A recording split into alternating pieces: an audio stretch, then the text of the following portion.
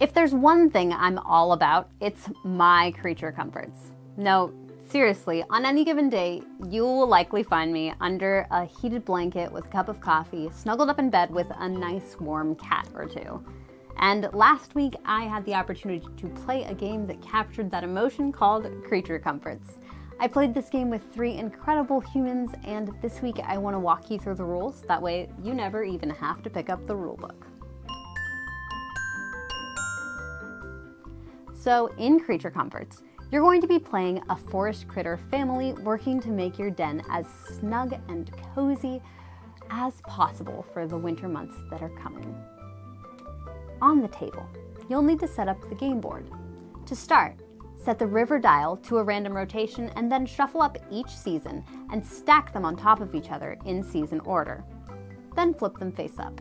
Then create stockpiles of all 6 goods and shuffle the face down comfort cards. Then deal 4 into the owl's nest and shuffle the improvement tiles. Then flip 5 face up as well as the top tile of that stack. Shuffle the traveler deck and place it face down in the inn. Then flip over the top card to reveal this month's traveler.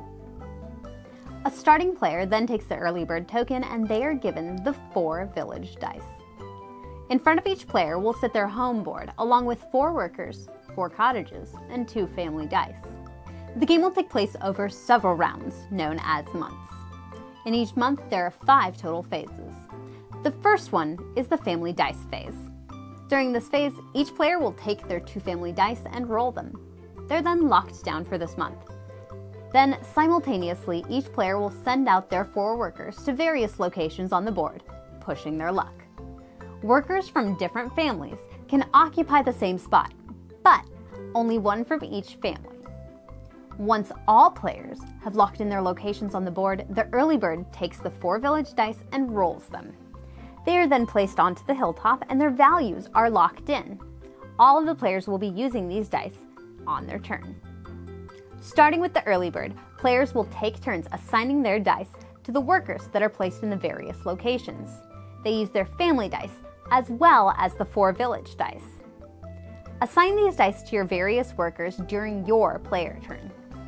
Anytime you place a worker out and they're unable to gain a reward, you may then take them back and gain a lesson learned token. You gain these lesson learned tokens at the end of your turn, so they have to be used in the future. These can be used to alter your dice in future rounds. If you go to the workshop to build an improvement, you must have the resources on hand to construct it when you resolve your worker. If you visit the owl's nest, you can draw comfort cards into your hand. Keep in mind that you may never have more than 3 of these at the end of your turn, so you'll need to discard down to 3 if you have more than 3 comforts. After you've resolved all of your workers, you can craft comforts from your hand if you have all of the necessary resources. Return the resources to the supply and then place the comfort you built in front of you. When you pass your turn, the next player takes their turn, so on and so forth until every single player has completed the player phase. Finally, in the upkeep phase, players will experience the end of month event, if there is one on the current traveler, that is. Discard the top forest and meadow tiles on the valley stacks from the game, then reveal the new ones for the upcoming month. This will progress further through the seasons. When you run out of these, the game will end, but during any other round, when the game is not ending, the river dial will rotate 1 notch clockwise, and then you'll discard the leftmost comfort from the owl's nest and slide the rest 1 slot over. Then add a new one to the rightmost slot. Then you'll need to discard the improvement in slot 1 from the workshop and slide the remaining improvements down a slot and flip up a new one into the 6th one. Then discard the traveler from the inn and reveal the new one for the next month. The early bird passes their worm clockwise and the new early bird takes the village dice for the next round. Then we start back at step 1, re-rolling everyone's family dice. Now, in order to really understand the game, you'll also need to understand the various actions that are available for you to take on each of your turns, with your adorable little workers. First up is the Gorgeous Valley. This is a series of 4 locations which will produce goods like wood, fruit, grain, mushrooms, yarn, coins, and stories. These goods are provided by the supply. Then we take a trip over to the river, where we can find and obtain stone and coins from the supply. The dice requirements at each of these locations will change as the river dial rotates each month of the game. When you place a worker on one of these spots, you have to have the matching die in order to obtain that good when you take your worker back. At the market, you may assign 1 die of any value, then trade with the supply. 1 coin can be traded for any good. 2 matching goods can be traded for any other good, and any 3 goods can be traded for 1 coin. In the Owl's Nest, you'll be acquiring comfort cards to your hand.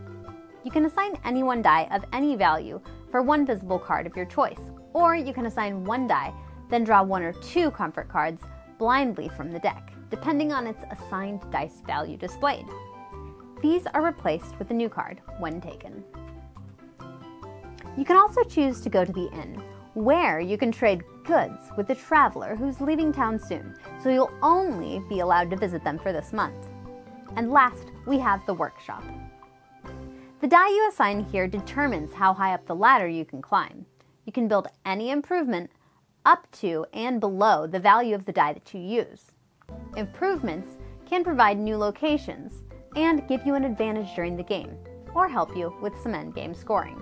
And this gives you bonus points at the end of the game because you then place your cottage on it and it becomes a location where all other workers can place their workers if they so choose.